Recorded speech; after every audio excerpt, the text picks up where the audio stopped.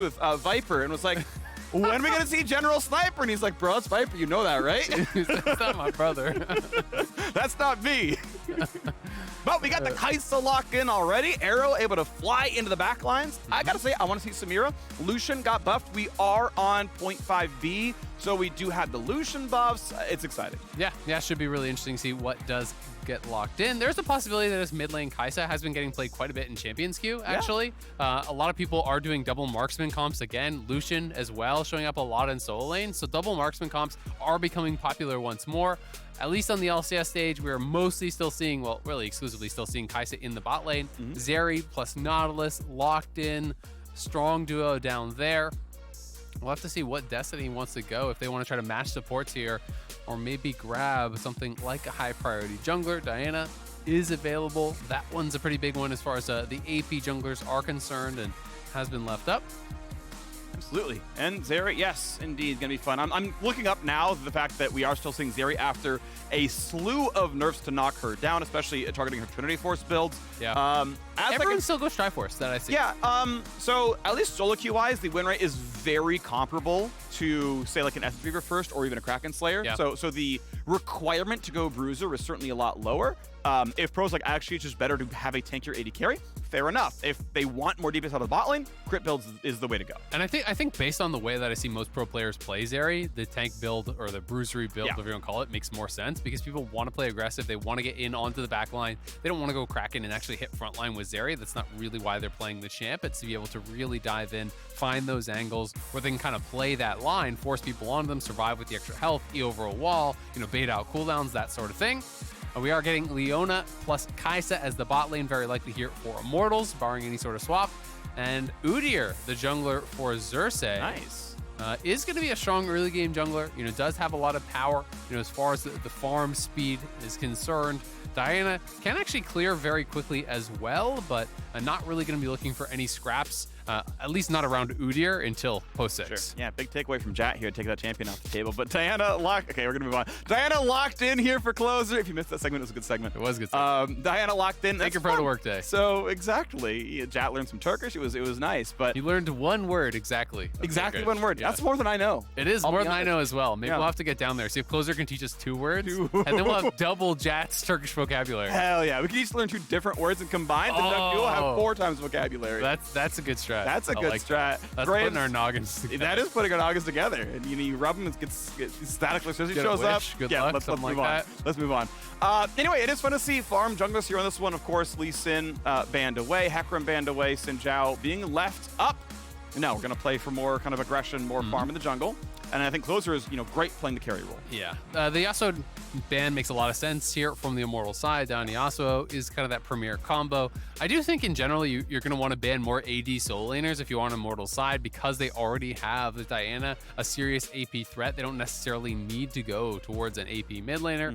Banning out some of those strong AD pairings I think is really going to make sense. Maybe they want to take away something like Jayce even from somebody up in the top lane, or even Lucian if you are concerned about some of the double marksman comps that I've been talking about. I think that fits in well with what they are building because they already have 2 strong forms of engage. You can afford to go something that is more follow-up and not necessarily that one who's going to start out the fight.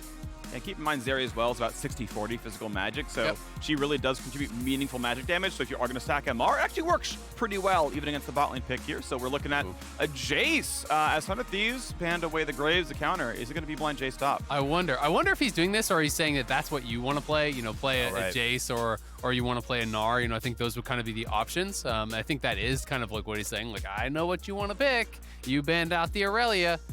So we'll see. They are going to lock in the Viktor here. This will be blind. PowerOfEvil has been liking the Ahri a lot, so that would be interesting to see if they wanted to go towards it. Again, I did mention that Kaisa can be moved mid. This could just be a little bit of a fake hover, but would be interesting to see if they want to go aggressive here with the Samira plus the Leona. That is a really strong combo. Yeah, may still just play Marksman down there regardless. As you mentioned, you called the shot a while ago. Kaisa mid. As time ticks down, it is. That's going to be the lock. PowerOfEvil onto Kaisa. Nope, just kidding. Ha-ha! It was on 0 for so long. The timer starts 3 seconds early, so you sit at 0 for 3 seconds. I got baited. You got baited. Yeah, rip. I mean, there's always a chance comes afterwards. Jayce will be locked in, his third Jayce game of the year here for Revenge. Yep, going to be grabbing the Jayce. Not a big surprise. You know, he does like these aggressive picks. Graves has kind of fallen off a bit, but obviously was banned this game. It is possible it still gets swapped as they are kind of really taking their time deciding what they wanted to go for, but last second is Orianna. So Orianna pairs well with the Udyr, pairs well with the Leona to have that kind of engage. You have the follow-up, obviously, there from the Kaisa. You can kind of soften people up with the poke here from the Shock Blast and then look to dive in and try to finish them off. I'm curious what the pick is going to be. You know, is it just going to be something like the Gnar, pretty safe and standard? Ssumday has always been a very big fan of Renekton. Not so much this year as it hasn't really been a common pick, but has played it twice already. Yep. And it is in fact going to be the choice here. Does have really good gank assist. So setting up for the Diana can make it pretty risky for Revenge to push if Diana is on that side of the map. Even just flash stun plus the Diana following up, you're probably not getting out of that one unless maybe your phase rush or you can kind of buffer your E knockback, something like that. But pretty strong 5v5 team fighting here for really both sides. It feels like they are kind of built to scrap. Immortals with a splash of split push really here with the Jayce, but it's going to be an exciting game because I expect a lot of fighting around these neutral objectives. The defending LCS champions in 100 Thieves and Immortals hoping to make their way into playoffs. They are 2 games behind with 5 to go. Let's get into it. What's going on? Jake from State Farm, the perp just confessed. I think. I don't know. What? Oh, can't afford streaming anymore, so here we are. Oh, don't give up what you love. State Farm has options to personalize your policy so you get a rate that fits your budget. Oh, that's great. The subtitles would be nice. For surprisingly great rates that fit any budget, like a good neighbor, State Farm is there. Call or click to get a quote today. Summoner's Rift coming in a second. 4 and 9 for Immortals, hoping to find their way into playoffs. The playoff bubble is at 6 wins right now, and only if EG goes 0-5 is that going to remain the bubble. So a winning record required here for Immortals. 100 Thieves, the hardest team remaining in their schedule. They've already played the top 2, but here squarely in 3rd place is 100 Thieves, looking to make that repeat for another title. And I think we were having this conversation where you were saying this is a similar pattern to what actually happened last split, where it was this idea that, you know, they started out really kind of weak with a lot of losses. Everyone's like, Immortals kind of sucks. And then they actually hit the easy part of their schedule. They started picking up a bunch of wins. Everyone's like, hey, maybe Immortals is pretty good. It kind of feels like that pattern could repeat itself a little bit here.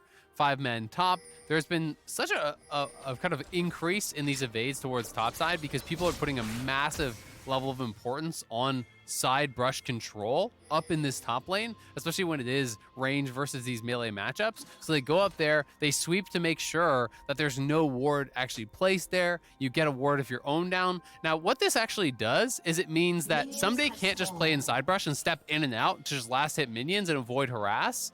So it actually does become very, very important in these types of matchups. And it's been interesting to see over the last year, more and more teams are doing this because top lane is so isolated nowadays in pro that setting your top laner up for success in the 1v1 is incredibly important. Right, it's more likely to compound because there aren't other factors like influencing it. So it's like if top lane's really tight, right, and you're always at an almost all-in window. Like if Revenge is at 2/3, Ssumday wins the lane from an all-in, but if he's not at 2/3, Ssumday can't do anything because he'll take the losing trade. Well, if you have to face check a brush once and you lose a third of your health, you've won the lane off of one face check, right? And that ward can turn like that into the entire lane, into 30 CS, into turret plates, and a hero, and just like that just compounds until someone changes something. And it even allowed him to use his own trinket ward early on Tribrush up towards that top side. So if there was going to be any sort of early cheese gank, you know, get a quick level 3 here on closer and then move up and look for it, he is going to be covered from that as well because he didn't have to spend his trinket ward on that side lane brush. Whereas Ssumday, who did not get that help from his team, his only ward is going to be used on the side lane brush, so he has no jungle coverage as the Udyr potentially clears back up there. If Jayce can bounce the wave and Udyr comes towards top, there's always that concern that the jungler could come for you. So wave pushed in. Looks like 100 Thieves have pressure in the middle and bottom lanes right now. Kaisa, not a strong early laner. You kind of want to get to Manamune plus Thread of Dirt, get the Q evolve. That's when she kind of gets her first meaningful power spike. Otherwise, you kind of lose all of your lanes and you're just kind of waiting to scale. So that'll be the look down here is Immortals will be pressured in. If 100 Thieves want to play their very standard playthrough bot, tower dive them on the 6th wave or something play style, they've got the comp for it with this champ select. Absolutely do. And Arrow is going to be playing Exhaust here. So I like the Exhaust a lot. You know, when there's easy champions to access that the Exhaust can be effective on. Diana and Renekton are pretty much always going to be people that you're going to get high value out of that summoner from. You know, if you can Exhaust pre the Diana ulti damage coming through, it really does kind of cut the knees out of her combo. Yep, right now, 0 CS for Ssumday. To dive. Not allowed to go on the wave at all. He has 0 gold. He's level 2 right now. This is going to be the dive here on the 4th wave. Ssumday needs most of this wave to get level 3, so here they go. Level 4 versus 2. Yeah, this could be a lot. TP coming in early, and they're going to call it off. It looks like going to go for a bit of a trade. Not going to get much more done, but at least Ssumday gets to get maybe 3 CS here. Well, we got to see what mid lane wave is actually. So he's going to lose likely a full wave off of this. They're going to have their jungler cover. It's not so bad because it is a farming jungler, so Diana will be able to pick this up, but that is fairly costly for Abbeddage. It puts him down an entire wave and his TP, so now he has to go back to base. You know, he has a worse buy, and he can't actually TP to return to lane, so fairly nice little bit of pressure there out of Immortals. They stacked the wave. They had a great timing. Double level 4 versus level 2, excuse me, forces out TP. Big trade down there. Destiny chunked a bit low, but Thieves still feeling good about this one. I want to point out one more thing. Even though Closer grabbed the wave, ideally you want to recall off your first clear and then show up on your after respawn. So Closer skips a recall. Yes, he gets gold. Yes, he gets XP. That's obviously valuable on a Diana, but he skips a recall so that if he meets Xerxe later on, well, the dude's up a, boots and a ruby crystal, that second fight might be harder. Maybe Closer recalls off of this camp instead, but it's still a tempo loss. And look how much worse Abbedage's buy was, right? Because he only had gold for an amp tome, so he comes back with an amp tome and a pink ward. His opponent got a tier and a dark seal on the additional buy, which is way more powerful, but now they're looking to chase him down. Did enough revenge at 200 HP. Closer gonna jump in. Yeah, it's gonna guarantee it. He's gonna grab first blood. Bonus stats not needed. Down goes the top lane.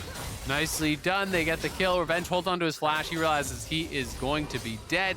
No way out of that one, so at least he holds on to the summoner.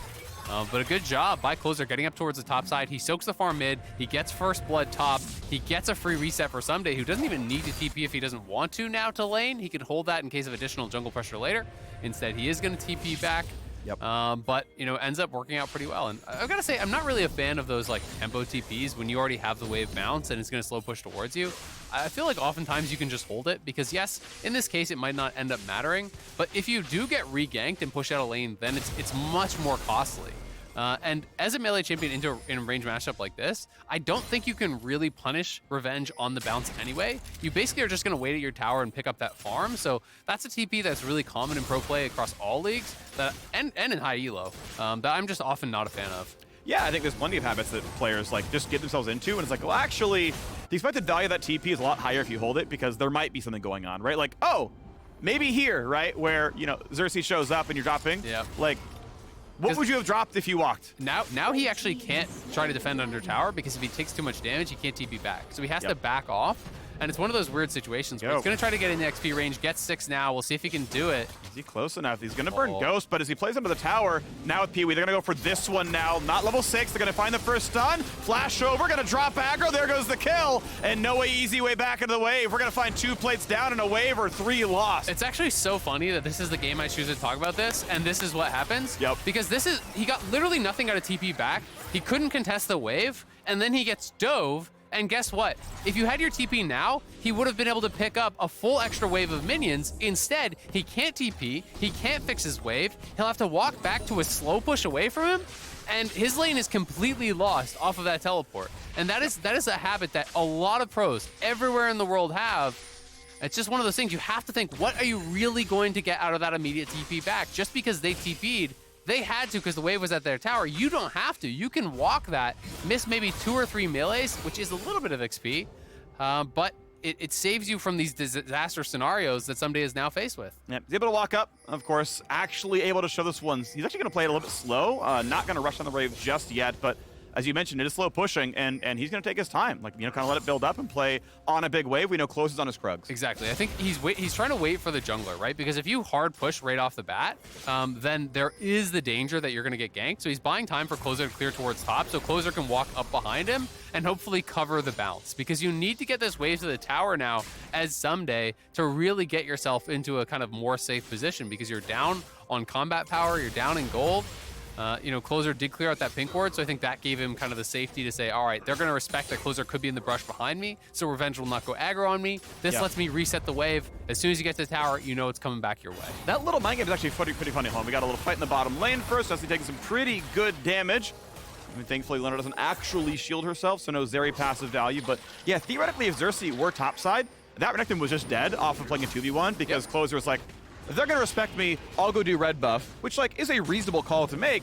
Just turns out that through Fog of War, there was actually a gank available. And that's why, in a lot of these situations, as a jungler, you've got to be willing to mix it up, right? And this is something that I think a lot of the top junglers do very, very well. Santorin gets a lot of credit for, you know, these ganks where people, there's these seemingly random ganks where he picks like Trundle and he just level 2s you right off the bat, right? And you're like, well, why would you do that? And it's because people have to give a respect to all these different approaches to the game that you could have. I think Closer is another guy who sometimes goes super aggressive, so people are going to give him the respect that, hey, he might be looking for a dive. Hey, he might be in this brush looking to kill me, and that can allow you at times to get away with a greedier play. And it can look really, really good, but we've got a close game right now. 300 gold lead to Immortals. Looking at the top lane, turns out the gank worked pretty well for that one. Junglers close and farm, mid laner winning. Of course, Abbeddage had to drop away for the TP top. That was paying forward. And even though 100 Thieves are winning in the bottom lane, expected via their lane matchup, they can push that one a little bit more thanks to the first Dragon off the bot lane control, and now a Herald off of mid lane control. So likely to see that scoreboard tilt even more to 100 Thieves' favor as the bottom scuttle drops. A nice surge of 105 gold, and Xerxe will not find a good play into mid, but top lane just keep on scrapping. Revenge down to 300 health. Knockback, he's nearly dead. He sidesteps the shock blast. Ssumday takes a fight that Revenge just about won. That was so close, man. I wonder if Ssumday actually just popped his ult early on for that trade, if he would have been able to straight up kill him. You know, the additional Fury, the AoE damage off of it. Could he have actually followed through and killed him? You know, I think Ssumday started that out as just like, oh, I'm going to take a nice little trade and I'm going to back off. But then it got to that point where he almost had him straight up dead to rights. You know, he had no flash, so there was no real way out for the Jayce had he popped that ultimate. Either way, a good bit of trading there evens up the farm in what was a pretty heavily losing lane prior to that. So Revenge walking back to his lane indeed loses, I think, the entire thing. There's no cannon minion there. It's just the cannon wave now. So 3 casters, but the melees were gone. That's most of the gold, most of the experience. Pretty valuable there, of course. So, yeah, nice job by Ssumday, right, to win a good trade, to get the lane priority, to get a safe recall for himself, and he won't lose nearly as much on his walk back. And you can see the setup here, 400 Thieves. They're clearly trying to play towards this dragon. You know, this kind of section, they're putting a lot of their vision in. Some that has been swept out by Xerxe because they had wards on Raptors as well. You can see the little ward remnant there that was over by Raptors. They already got the first dragon pretty early. Next one's here in about 25. They're going to be looking to just try to stack those dragons, utilize this power of the bot lane. You talked about Kaisa's weak early lanes. So trying to utilize this Zeri Nautilus to really enforce their will on that bottom side, stack up those dragons, build towards that win condition of Soul, knowing that, hey, if Immortals want to play through sides, because they've been heavily committing to Revenge Split Push in a lot of games, well, now we're going to have this way to tell them, no, you don't actually get to commit to Split Push. You must come here and defend Soul. Yeah, the time is going to keep going forward. Of course, Dragon has spawned 11 minutes in. That is on pace for a very fast Dragon Soul, right? It's 22 minutes if they get it on cooldown every time. Like, that is really, really, really fast. So down it goes, and we're going to get ourselves an Ocean Rift. And you wouldn't think that it would be the Diana team, you know, being the one to actually get to do it, but he got the Rift Herald on the top side as well. He's been able to just absolutely power farm. He got First Blood. He's taken both Dragons and the Herald, so Closer is having a super effective early game. You know, has more farm than both his solo laners on the Diana, and that's going to feel really, really good. He's going to be monster strong on his mythic completion here. Ooh, dashes to get away from the stun. FBI reading it enough, realizes, okay, gank's coming, gets out of range enough, not have to burn flash, doesn't have to burn cleanse. Very short cooldown, and now, if you got nowhere else to do, if you cannot kill an entire tower, throw it mid, get second Herald, you kill the entire mid turret in the second charge, and that's going to give you some map control. Yep, a little bit of gold in the pockets of him as well as the mid laner there. Also, Revenge, nice bit of trading here. If that Shock Blast hit, would have been a pretty big deal. Yeah. Ssumday giving about as good as he gets, but when you start to get low on the top side, it always does make you a bit nervous. You don't have eyes on the jungler. Ooh, out of range just barely. Empowered Stun would have been a chunk to 10%. Revenge would have had to give up the tower yet again and drop a plate in a couple of waves, but even still, despite even going steel caps, is he not even willing to defend his tower? Okay, he's gonna go for the wave here. Yeah, he will be able to farm this up, and he has TP, so he'll likely take this and then actually look for his base on this wave. We can see Huhi's moving out of base. You know, all their bot lane is missing, and they don't have eyes on the jungler for a long time. You know, we know that they are actually moving up towards this top side, so it's pretty dicey. If Revenge actually TPs back on the tower without coverage, then he could get dove, and that is why Leona is moving up to cover. We'll see if she's going to be there in time, and I think both teams kind of giving her respect, knowing that both teams are making the appropriate plays. Leona is missing bot.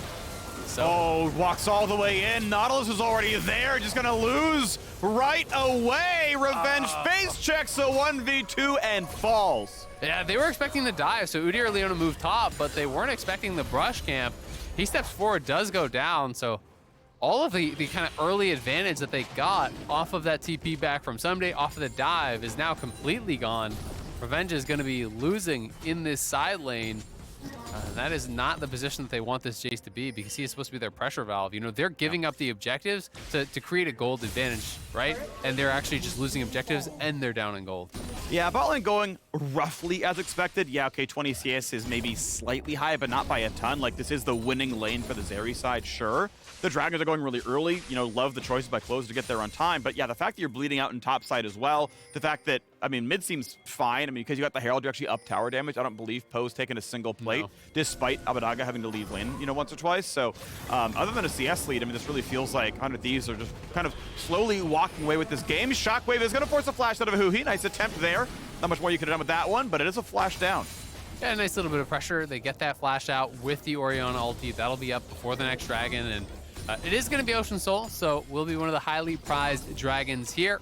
Closer pretty far out in the lead as far as the gold is concerned. 500 above the next richest member, which both junglers have just been absolutely power farming and have picked themselves up a kill, so in a pretty good spot here. But Revenge just looking to scale, looking to try to get some sort of pressure in that side lane. But really, since the early levels, it's just been Ssumday finding the better trades, being able to avoid most of the poke. And as a result, he is just slowly whittling down the Jayce and pushing him back. When the wave comes in, Huhi is around, spotted on a ward as he sweeps one out. All of the Immortals look ready for the blue buff, and we'll see if there's a proactive fight coming around here. Xerxe knocking down a ward as well, and the blue buff moved off to the side. Make sure Pee-wee can grab it. And here's second Herald. That will pretty much fully crack the mid lane tower if it's summoned there. We walk in. First bit of crowd control comes across. Nautilus ulti. He's going to hit the back lane for 3 stuns total. And it's already Immortals running away. Yeah, I don't think they can walk back in now. Abbeddage is here. You can't actually walk in through the laser, through the gravity field.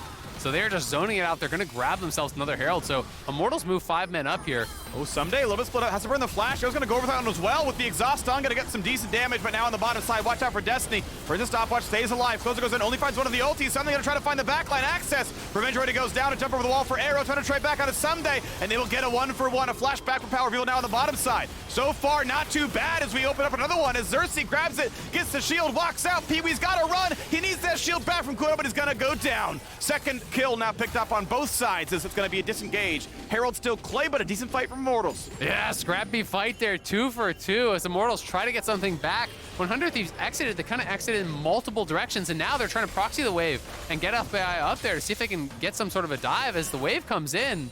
Looks pretty doomed for Xerxe. I think they could potentially go for it, but they don't know if everyone is based. So I think they're a little bit wary that someone could be in that brush besides FBI. They didn't have eyes on those recalls. They're going to go for it now, though. He let the wave come down to the tower. He's going to go ahead and give up the assist as well. I think he should have just given up a solo kill. Dare Abbeddage to land the skill shots. Yeah, he lands them, but extra money goes over with the assist coming up. And now he's dead for Dragon. Yep, he's down for Dragon. So 100 Thieves is going to move straight down towards that bottom side. Closer already is in the area.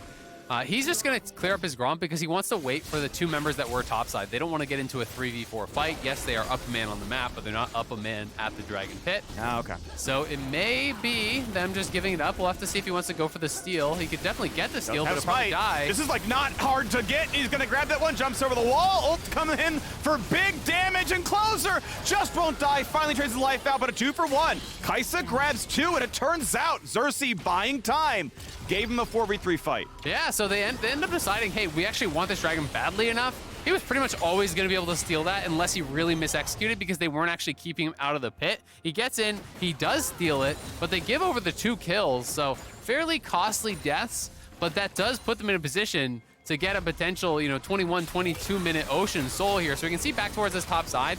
The initial part of the play, I think, was controlled really well. There's just no way you can actually walk through this entrance. But as 100 Thieves get the Herald, half go up, half go down. They split. So Immortals immediately engage here in onto Ssumday, trying to push him out of that fight. You can see FBI dancing around there in the back with Abbeddage, knocking down Revenge. The Udyr got a lot of work done, though, you have to say. Xerxe was very, very effective in this fight, drawing a lot of pressure, creating space for his team. Abbeddage then seeing the window, knowing there's no flash on Orianna, goes in, gets that kill one more time. Smites it early, so that went to 87 health. Yeah, it went down very, very low. Was killed off, I think, I don't know if it was by his Q or his E, but all kind of part of the same combo. Was a little bit dicey. I do think the Leona, if you're positioning in that 4v3 for the Dragon, Destiny should be outside of the pit and actually trying to look for a very early stun on Closer. He did look for the ulti, but at that point, Closer was already dashing, so he kind of got past it, gets that kill. They're going for a fight topside, though. Find that stun, good damage, and I don't know if there's a way out as well. Down goes Abbeddage, but the rest of the fight looks pretty good because the Chaos Storm got out, so 2 trade kills, and they're gonna make it a 3rd as well. Immortals find a pick, but they fall right after. And that's their TP down as well. That's rough for Immortals. They try to TP in to bail out their squad. They got that first kill on Abbeddage very, very quickly, but as Jayce TPs in on top of a Renekton with ulti up, you are going nowhere fast. 100 Thieves get even more, and now going to be able to drop the Herald top, try to pressure here for that tier 2, get even more gold. 100 Thieves cruising in this one, already 4K up, gonna make it 5. They're pushing the mid-tier 2 as well, and they're just 2.5 off of this Ocean Soul. So they're gonna go into this Ocean Soul fight with a massive gold lead, and I think a compositional advantage at this point in the game. And Immortals are just gonna have to try to fight their way out of it, because I don't think this is a winnable game if you give up Soul at this point. They're fighting their way out of it, but yeah, this is a much stronger than Wet Paper Bag as we get to look at that pick on Abbeddage again. It's a good setup again. They find the CC. The flash E is going to land. They're going to land the whole combo, but the fact the entire kit comes down means you've got everyone there to trade back. Even FBI ults in, and it's just an easy chase down. Yeah, and one of the things with killing off someone like Viktor, he's a priority target, but he got his full damage combo off. Like, he got his laser, his Q, and he dropped his ulti before he died. So yeah, you killed him, but he did most of his work already. Zeri is free firing, and you've got nothing left to actually kill off this Zeri, who still has cleanse, who still has flash, who's stacking up the move speed and the ulti. So a bit of an overcommitment, not knowing where the rest of the 100 Thieves members were. I think Immortals had the read either that, hey, we need to get picks, or B, maybe they're on the other side of the map and this is just Abbeddage on his lonesome. In this case, it was not the situation, so they do get the punish and looking very, very good. I mean, Arrow is pretty darn strong. He does have 3 kills on the Kaisa, which is kind of exactly where you would want it, but unfortunately for him, Zeri's also really strong and up a good 30, 40 CS, so it's going to be tough. I mean, they've got no vision around this area just yet, and 100 Thieves knows their win condition. They're going to play purely through Dragon. And it's going to happen in 75 seconds. Ocean Soul, the team will regen. Going to try to find the next pick here. Abbeddage going to blue trinket. Ooh, if they hugged the top of that brush, they wouldn't have been spotted, and they would have been blue trinketed. It's always a guessing game. Where would they trinket? What do they look for? What are they going to try to poke? Yeah, it's tough. Keep in the circle. Because my mindset would have been the same as theirs, where if you stand on the edge of the brush, you're more likely to get checked by a laser, right? So I would be thinking, all right, stand at the back of the first brush, so you avoid the laser if he checks with the brush with the laser, and then you can step forward and gank him after he misses that, right? Like, that's where my head would have been at, and I think that's what they were thinking too. But as you called it, just great positioning on that blue trinket. Spots him out on the edge of that first brush by popping in the second one. Yeah, we needed the 2011 Fnatic blue trinket, where you trinket the brush you're in. They're like, they're checking if we're ganking. It's the Melisson special. Like, I want that one to live in memory. 2011 Fnatic Melisson, that is a special blue trinket. It was clairvoyance back then, by the way. What percentage of the fans you think watching now know what you're talking about? I'll go 5%. 5%. I don't know how many. I don't know how many league boomers we have watching. I mean, I was casting that game, or at least I was in the audience. But yeah, clairvoyance, the brush you're in. They think you're not there. Blue trinket it. They get that one too, and like, it must be safe. There you go. Boom. Of course you would have been there, though. I mean, season 1, that was in your basement. Yes, so. I own your house. Like, you would have been there. I'm the mayor. Here we go, though. Dragon Soul on the dock, and Huhi engages, takes a ton of damage, gets right back out, and we got the Chaos Storm in the back line. Immortals turns tail to run, and 100 Thieves come to take a whole lot more. more. Without legs, you're not getting away. 2 for nothing, they run to the hills, but Closer wants yet another. 3 for nothing, is it gonna be? Revenge just barely gets away. But they're gonna go straight to Baron now. You have Ocean Soul, and one of the most powerful things about this is you can tank the neutral objectives endlessly. They get the kills, they get the soul.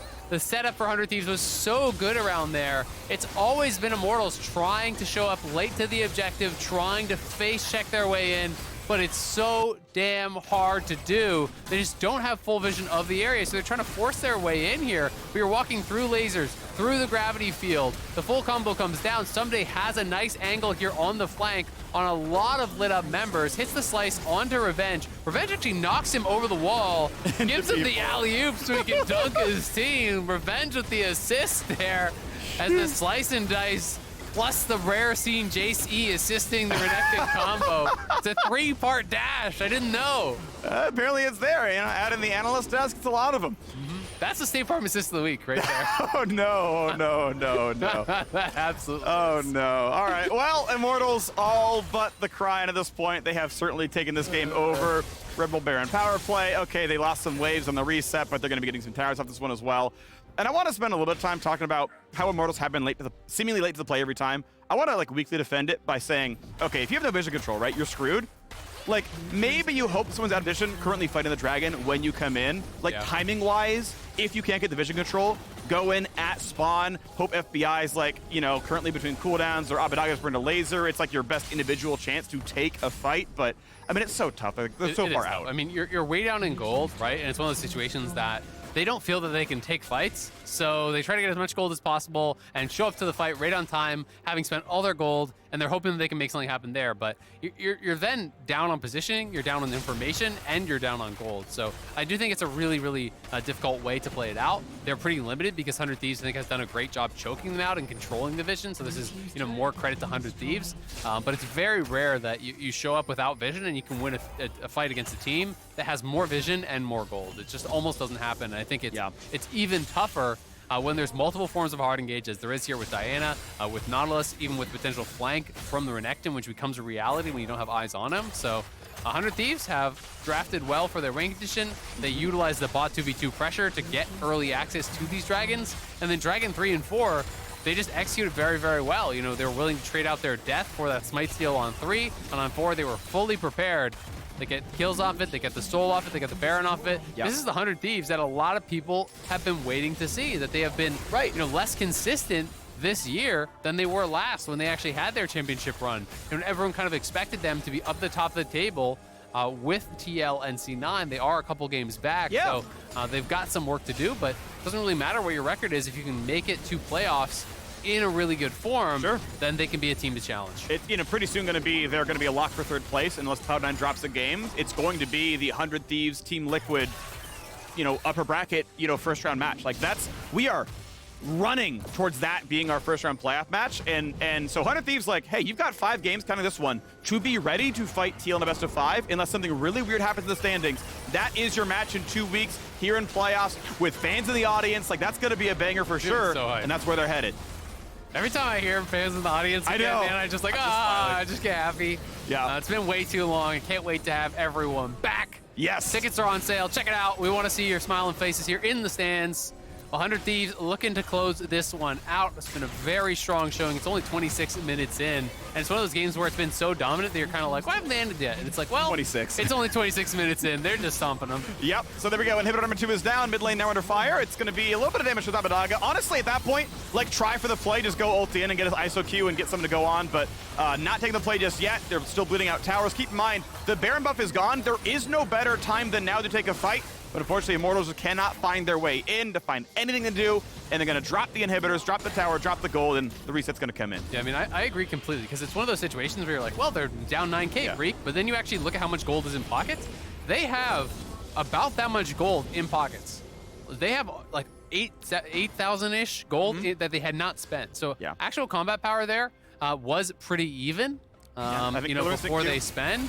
So, you know, yes, is it a low percentage play? Absolutely. But you have to go for low percentage plays because there's no higher percentage play that's left to you, right? Exactly. You know, that 5% is your best shot that you're going to get in this one. Yeah, the let them reset play is lower percentage than ult in as Kaisa and hope. Right, like actually, right? You actually lose more games by doing nothing than there. So again, it's a really, really minor thing. You know, ultimately Immortals are at 2% in this game regardless. So it is kind of whatever. But it's not the thing you're gonna point to in VOD review. It's gonna be everything else. That's like clearly way more important. Get there, but it is always I like optimization. Exactly. And when you watch them base and then you see Deathcap picked up, Sonya's picked up, Hurricane picked up, BF Sword picked up, like all these huge completions come through.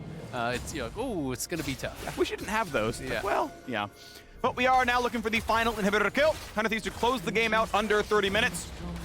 They will not defend the tower itself. They will play for the Nexus turrets, but the problem is, this means they can walk back with triple inhib, go for Elder Dragon, and guess what? Siege number 3 is worse. Immortals, Siege number 3, if they want it, has an Elder Dragon, but they're not gonna go for the flip, they're gonna go for the engage now instead. Stun's gonna come across, gonna find the stun and an arrow as well, nicely done. Destiny dropped dangerously low, as Pee-wee's gonna teleport back in after trying to play for the top wave to build his team some space. I think it's a good wave to go for, right? Give them, fewer avenues to close the game out through, but now, okay, we force a TP through your jungle, onto the dragon likely. And I think that's really all they wanted. If you can get an easy pick, then maybe try to push for the end, but really, when they see PoE showing top, they want to make him TP, they want to force that out of him. So now the top wave is going to stack up because he couldn't push it all the way out. They're going to have to use that second TP to try to contest here, no but flash. He literally cannot smite this. There's not a way to steal it. There we go. Dragon and claimed revenge. Could have tried for the shock blast, but I believe it would have been through Fog of War. So now the team fight starts. Elder Dragon's on. Down goes 1, 2, 3. Here comes number 4. And a flash for revenge. You might as well try to get one kill on FBI. He sidestepping the shots. I mean, at least the fancy footwork's good. Is that Neo? But it's a flash forward. It's a kill. It's the ace. And 100 Thieves gonna close this one out under 30 minutes. A Bud Light ace on 16-6. 100 Thieves retain 3rd place. And if Immortals want to join the fans and be on stage, they gotta find 3 wins the next 4 games.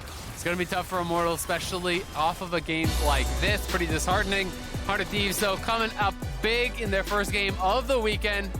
We're getting down to it. Second last weekend of the regular season here. 100 Thieves looking really good in this one. There's not much to criticize. You can nitpick a bit about kind of the teleport that we talked about earlier from Ssumday up in the top lane, but it's hard to really care about when his laning was so good after that he kind of got himself back into the lane either way. Bot lane was always having the push. Mid lane was really, really stable. 100 Thieves looked in full control, played towards the Soul Wing condition. Just really nice stuff from them here today. Oh, well done, 100 Thieves. That is the form you want to see from this squad. Everyone doing their part really, really well. Closer and Ssumday putting enough effort in the top lane to turn around the Renekton Jayce matchup into control. Bot lane winning by itself, dodging every gank, and stacking dragons basically on cooldown. You love to see that with a winning bot lane. Like, hey, can my Diana effortlessly stack dragons? Awesome. While also turning bot lane around, or top lane around? Awesome. Like, Closer was very efficient. He did really, really well. Whole squad, I think, showed up nicely. Abbeddage, okay, he was kind of doing whatever. He TP'd to help out top lane and just kind of sat down at a CS deficit, but everyone played well. Yeah, absolutely. I mean, I think his team fighting was really good. His positioning was good on the Viktor. Was a key part of why it was so difficult for Immortals to ever actually contest at these neutral objectives. I mean, they got every single neutral objective. They got both Heralds, they got all the Dragons, they got the Elder, they got the Baron, and it's every time when Immortals are showing up and trying to contest these, you have to walk through the Viktor lasers, through the Viktor gravity field, through this potential engage from the Nautilus and the Diana, and they just weren't really able to do it, weren't really able to kind of play the game that I think they wanted to play, which was supposed to be create a lead on top side, steal away a dragon or two, and then have this big gold lead that we've accrued to then come and slam you at a 5v5. But when top lane went sideways, it got tough. It got tough. So we are joining the Tigress and Jat.